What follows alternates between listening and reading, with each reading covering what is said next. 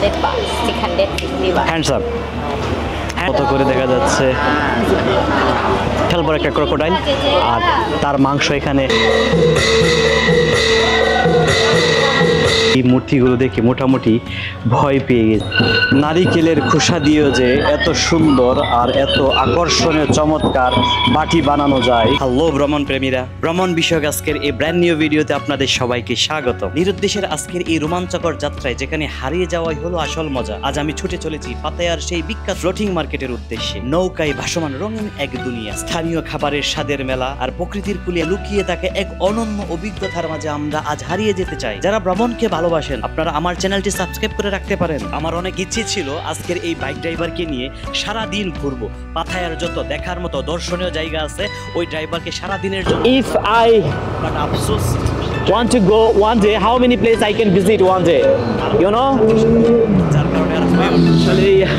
আসলে ইংরেজিতে ওনারা বেশি একটা পারদর্শী না, আমিও তেমন একটা পারি না, বাট আমি চলার মতো আর কি। বাট ওনারা তাও না যে কিছুই বোঝে না এরকম একটা বিষয় আর কি। তো অনেক প্রবলেম, এক কথা 4 বার 5 বার হাতে ইশারাতে ইঙ্গিতে মুখের ভঙ্গিতে এভাবেই বোঝানো লাগে কথাগুলা। বন্ধুরা, আমি এই মুহূর্তে আছি পাতায়ার সেই বিখ্যাত ফ্লোটিং মার্কেটটির সামনে। বাইক হতে নামা মাত্রই সর্বপ্রথম আমাদের দৃষ্টি আটকে যায় এই বিশাল আকৃতির একটি নৌকায়, যেটি কাঠের তৈরি। আর এই নৌকার মধ্যে স্পষ্ট করে লেখা আছে পাতায়া ফ্লোটিং মার্কেট, যা দেখে আর বুঝতে বাকি নেই যে আমরা আমাদের গন্তব্যে এসে পড়েছি।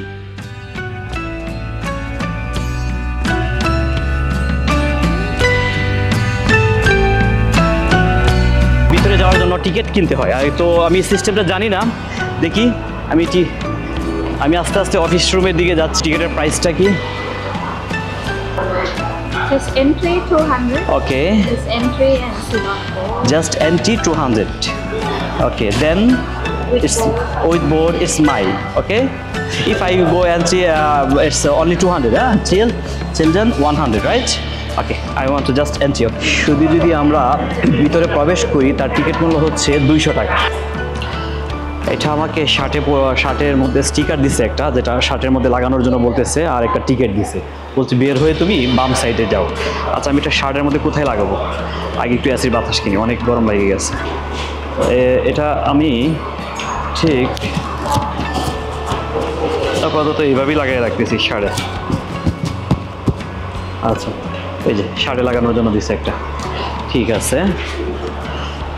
আর এখান থেকে বের হয়ে আমি, অনেক গরম আছে, অনেক প্রচন্ড গরম। One person. Yes. Okay. Thank you. Namaste. Namaste. Hello. Indian food. Okay. ভাসমান বাজারে ঢোকার প্রবেশ পথে আমাদের দুচোখ আটকে যাবে এই সমস্ত ঐতিহ্যবাহী পোশাক, থাইল্যান্ডের ঐতিহ্যবাহী পোশাকের দোকানটা। রাস্তার দুপাশের এই সমস্ত দোকানগুলোকে শুধু দোকান বললে ভুল হবে, কারণ এই দোকানগুলোতে ফুটে উঠছে থাইল্যান্ডের ঐতিহ্য, থাইল্যান্ডের সংস্কৃতি। অসংখ্য পর্যটক আছে, অসংখ্য, সবাই আসছে, কেউ আসছে ঘুরতে, কেউ নিয়ে আসছে প্যাকেজ নিয়ে, বিভিন্ন প্যাকেজ আছে ওদের, আপনাকে নৌকা দিয়ে ঘোরাবে। আমি তো মাত্র প্রবেশ করলাম, দেখি এটার ভিতরে আর কি আছে। জাস্ট ভিতরে প্রবেশের জন্য 200 বাত টিকিট লাগছে, মোটামুটি এক্সপেন্সিভ বলা চলে। আচ্ছা, আমি ওইদিকে কি দেখা যাচ্ছে, অনেকগুলা মানুষ ওইদিকে যাচ্ছে, আমি একটু ওইদিকে যাওয়ার চেষ্টা করি, দেখি এখানে কি আছে। এই মার্কেটের অনেক ভিডিও দেখেছি এই মার্কেটের, বিশাল বড়। এখন আজকে এই যে ফ্লোটিং মার্কেট, ভাসমান যে দোকানগুলা, তার কারণে কি নাম দিয়েছে ফ্লোটিং মার্কেট। আমি এখন এই সিঁড়ি বেয়ে ধীরে ধীরে উপরে যাওয়ার চেষ্টা করব, দেখি উপর থেকে কেমন দেখা যায় এই মার্কেটটা।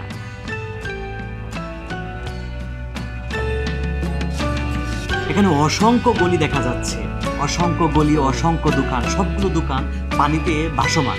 আমি কোন দিক থেকে যে শুরু করি বুঝে উঠতে পারছি না। ওই যে সামনে একটি দোকান দেখা যাচ্ছে, চলেন প্রথমে আমরা ওইটার ভিতরে প্রবেশ করি এবং দেখি ওইটার ভিতরে কি আছে। হ্যাঁ, তারপর আমরা ধীরে ধীরে স্টেপ বাই স্টেপ আমরা চেষ্টা করব সম্পূর্ণ মার্কেটটি এক্সপ্লোর করার জন্য। এখন আমরা একটি দোকানে প্রবেশ করব। আমরা একটি কাঠের সাঁকো দিয়ে মার্কেটের এক প্রান্ত থেকে আরেক প্রান্তের দিকে এগিয়ে যাচ্ছি। আমরা এই মুহূর্তে প্রবেশ করতে যাচ্ছি বড় অদ্ভুত একটি দোকানে, যেই দোকানের মালিক কোনো মানুষ নয়, একটি পুতুল বসে রয়েছে। তার সামনে রয়েছে ঔষধি গাছ, বিভিন্ন গাছের খাল বাকল, যা সে বসে বসে বিক্রি করছে। বড় অদ্ভুত।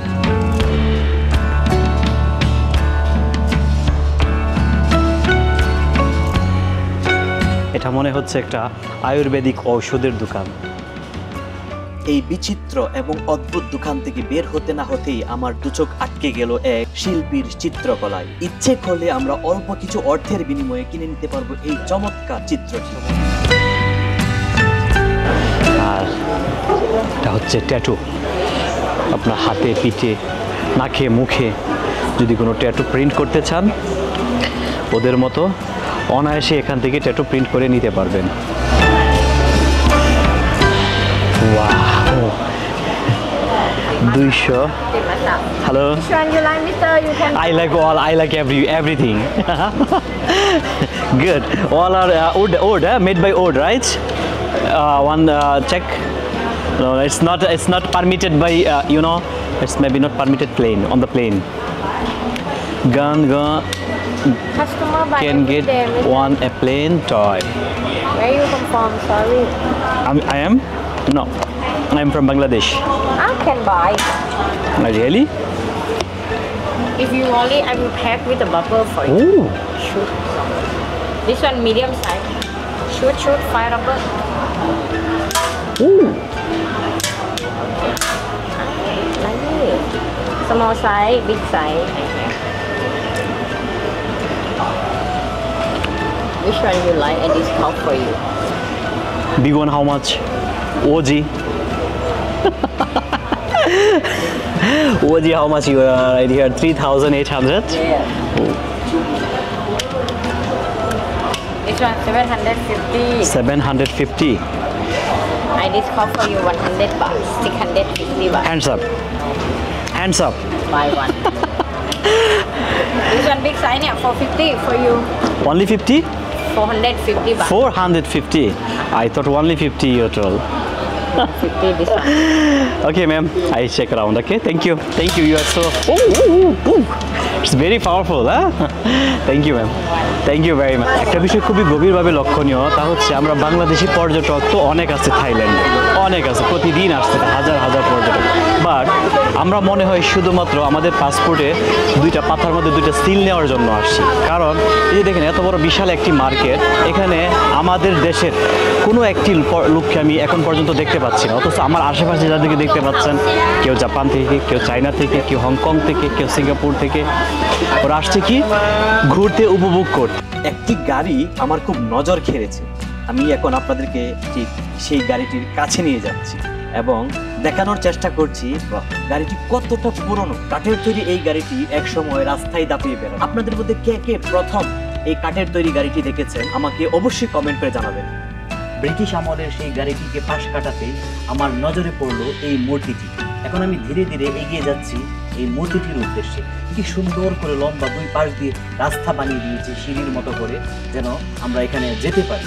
আচ্ছা, এবং এই মূর্তিটি স্থাপন করা হয়েছে নদীর মাঝখানে এবং সমগ্র যে আপনার যে মার্কেট, ফ্লোটিং মার্কেট, ওইটার সেন্টারে। তো আমি এখন ধীরে ধীরে এগিয়ে যাব এই মূর্তিটির দিকে এবং একটু বোঝার চেষ্টা করব এটা কিসের মূর্তি এবং কেন এটা এখানে স্থাপন করেছে। তাহলে চলুন আমরা ধীরে ধীরে একটু সামনের দিকে এগোই।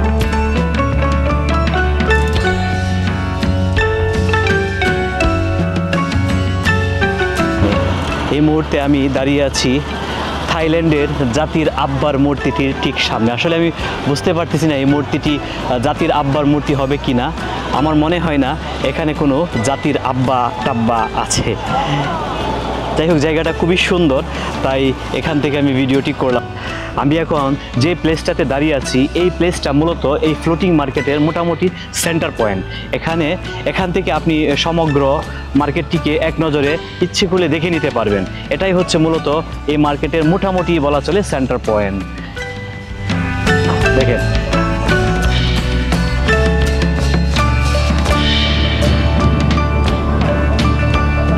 জাতির আব্বার মূর্তিকে বিদায় জানিয়ে এখন আমরা রওনা হব আমাদের মূল আকর্ষণের উদ্দেশ্যে। আচ্ছা, আমাদের মূল আকর্ষণ কি এটা তো আমি এখনো বলিনি, তাই না? চলেন আপনাদেরকে দেখিয়ে নিয়ে আসি আমি এই মার্কেটে কেন এসেছি। ওইটার একটা রহস্য আছে। আমার অনেক দিনের স্বপ্ন আজ পূরণ হতে যাচ্ছে। চলেন আমরা ভিতরের দিকে এগোতে থাকি মার্কেটের, এবং কি আছে ভিতরে, মার্কেটের ভিতরে কি কি পণ্য পাওয়া যায়, কি কি খাবার পাওয়া যায়, সবগুলো আমরা ধীরে ধীরে ক্যামেরা বন্দি করি। দেখেন কি সুন্দর, কি চমৎকার একটি নৌকা যাচ্ছে আমাদের ঠিক কাঠের ব্রিজটার নিচ দিয়ে। আর আমরা এই মুহূর্তে প্রবেশ করছি একদম মূল যে মার্কেট।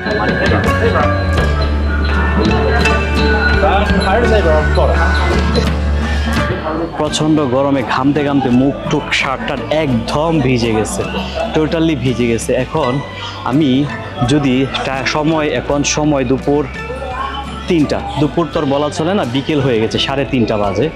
তো যদি আমি কিছু খাবারের সন্ধান করি, আসলে আমি এখানে আসছিলাম, আমার চিন্তা ভাবনা ছিল বা আমার ধারণা ছিল এই মার্কেটে নাকি কুমিরের হয়, বারবিকিউ হয়, বাট আমি এখন পর্যন্ত পাইনি।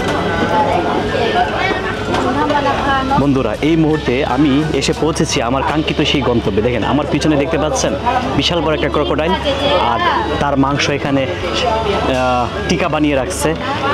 তো বুঝতেই পারছেন এখন আমি কি করব, আমি এটাই খুঁজতেছি এতক্ষণ যাবত। ঠিক আছে, আপনারা দেখতে থাকেন। এই যে 2টা ক্রোকোডাইল, বিশাল বড় বড় 2টা ক্রোকোডাইল, আর এই ক্রোকোডাইলের টিকা এখানে, এটা আমরা খাইছি সব সচরাচর, তো চিকেন টিকা তো অনেক খাইছি, এবার একটু ট্রাই করি ক্রোকোডাইলের টিকা। ঠিক আছে, আর তার ঠিক পাশেই রয়েছে মচমচে কাঁকড়া ভাজা।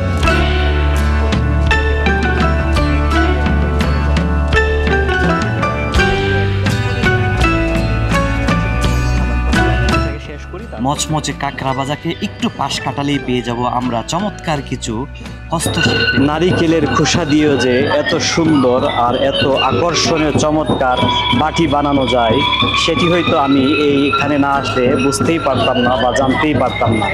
এগুলো হচ্ছে সম্পূর্ণ নারিকেলের যে ঠুল বলি আমরা, নারিকেলের ঠুল দিয়ে বানানো। কি আকর্ষণীয়, সুন্দর, চমৎকার। আচ্ছা, এটাও নারিকেলের ঠুল দিয়ে বানানো। দেখেন এই যে ডাল বা তরকারি নেওয়ার জন্য নারিকেলের ঠুল দিয়ে বানানো, সবগুলো হস্তশিল্প, সবগুলো নারিকেলের ঠুল দিয়ে বানানো। দেখেন না, আমরা আসলে পৃথিবীতে কোনো কিছুই ফেলনা নয়। যদি আমাদের মধ্যে দক্ষতা বা যোগ্যতা থাকে, আমরা যেই কোনো কুৎসিত জিনিসকে অনেক সুন্দরভাবে ফুটিয়ে তুলতে পারি। দেখেন নারিকেলের টুলের একটা ব্যাঙ বানাইছে, কোনো কিছুই ফেলনা নাই, শুধুমাত্র দক্ষতা প্রয়োজন আমাদের। যে ওইটাকে আমরা কিভাবে কাজে লাগাবো সেই দক্ষতাটা আমাদের প্রয়োজন। এটা কি চিনতে পারছেন? বাবুই পাখির বাসা বলতাম আমরা এক সময়। আমরা আরেকটু ধীরে ধীরে সামনের দিকে এগিয়ে যাব। এই দোকানে কি আছে? অসংখ্য খেলনা, অসাধারণ সুন্দর, অসাধারণ সুন্দর। হ্যাঁ, এটা কাঠের তৈরি, দেওয়ালে শোপিস হিসেবে টাঙানোর জন্য খুবই সুন্দর। সাজসজ্জার জিনিস যেটাকে আমরা বলি, শোপিস হিসেবে যেগুলো আমরা ব্যবহার করি, খুবই চমৎকার আকর্ষণীয় শোপিসগুলো। দেখেন হরিণ বানিয়ে রাখছে, ঘুঘু পাখি বানিয়ে রাখছে, পেঁচা বানিয়ে রাখছে, হাতি বানিয়ে রাখছে। আর এখানে আছে মেয়েদের সাজসজ্জা, মিনিটি ব্যাগ, চুড়ি। স্বাভাবিক, এখানে যে এখানের থেকে যদি আপনি কোনো কিছু কেনাকাটা করতে চান, একটু তো দাম পড়বে। আমরা একটু সামনের দিকে এগিয়ে যাচ্ছি। ওয়াও, এটা কি? এটা হচ্ছে বাচ্চাদের সবচেয়ে পছন্দের একটা ক্যারেক্টার, স্পাইডারম্যান। অনেক গরম, এখন বৃষ্টি হচ্ছে, বাইরে প্রচুর বৃষ্টি হচ্ছে। এই মার্কেটে এত গরম, আর এখানে একটা ফ্যানের ব্যবস্থা আছে। এখানে দাঁড়ায় সময় শরীরের ঘামটাকে একটু শুকিয়ে নিই, আর আমার ঠিক পাশেই একটি মিউজিক্যাল শো হচ্ছে মনে হচ্ছে।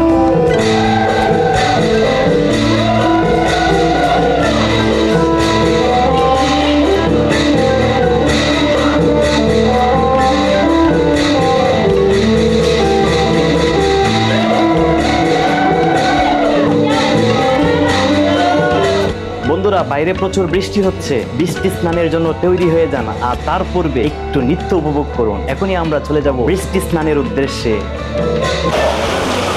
আমি এই মুহূর্তে বসে রয়েছি পাথায়ার বিখ্যাত ফ্লোটিং মার্কেটে।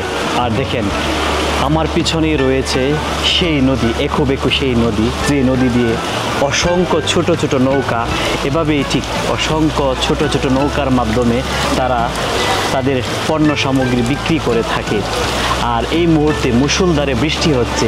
কি সুন্দর, কি অপরূপ একটা দৃশ্যের যে সৃষ্টি হয়েছে এখানে, যদি এটা নিজ চোখে না দেখেন তাহলে আসলে এটা ভাষায় প্রকাশ করা যাবে না। বৃষ্টি থামার সঙ্গে সঙ্গেই যেন আবার প্রাণ ফিরে পেল এই ঐতিহ্যবাহী বাজার। এই বাজারের ইতিহাস, ঐতিহ্য অনেক পুরনো, প্রায় 200 বছর পুরনো ইতিহাস রয়েছে এই বাজারে।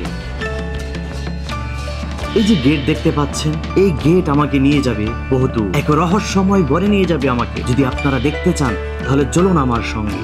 আমি এখন যাব এমনই একটি ঘরে, এমনই একটি কক্ষে, যে কক্ষ গিয়ে আমি প্রথমে শিহরিত হয়ে উঠেছিলাম। আমি বিশ্বাস করতে পারছিলাম না নিজ চোখকে যে এটা আমি কি দেখলাম। আমি আপনাদেরকে দেখাচ্ছি। আমি এই মুহূর্তে আমি ঘরে প্রবেশ করলাম। আচ্ছা, প্রবেশের পর আমি কি দেখতে পাচ্ছি? কিছু ডোল দেখতে পাচ্ছি, কিছু তবলা দেখতে পাচ্ছি। এখানে আশ্চর্য হওয়ার কি আছে? দুজন মানুষ বসে রয়েছে, এরা হয়তো দোকানদার অথবা ঘরের মালিক, তাই না? যখন আমি ধীরে ধীরে তাদের কাছে গেলাম, আরো একটু কাছে গেলাম, আরে ওরা নড়াচড়া করছে না কেন? কোনো কথা বলছে না কেন? Hello hello miss, hello sir. কোনো শব্দ নেই, কোনো সাড়া নেই। আচ্ছা, তার পায়ে জুতো নেই কেন? তার পাগুলো এত মলিন কেন? আমি যদি ধীরে ধীরে তার পায়ের দিকে একটু ফোকাস করি, তার চেহারাটার দিকে যদি ক্যামেরাটা আমি আরো একটু বেশি ফোকাস করি, সবই তো ঠিক আছে, বাট ওনারা নড়াচড়া করছে না কেন? এটাই তো আমাকে গভীর চিন্তায় মগ্ন করে ফেলে। আচ্ছা, ওনার কি হয়েছে? এই আন্টির কি হয়েছে? এই ম্যাডামের কি হয়েছে? উনি নাড়াচাড়া করছে না কেন? এই মূর্তিগুলো দেখে মোটামুটি ভয় পেয়ে গেছে। তো আমি আস্তে আস্তে এখন গেট থেকে বেরিয়ে যাচ্ছি, এই ফ্লোটিং মার্কেট থেকে।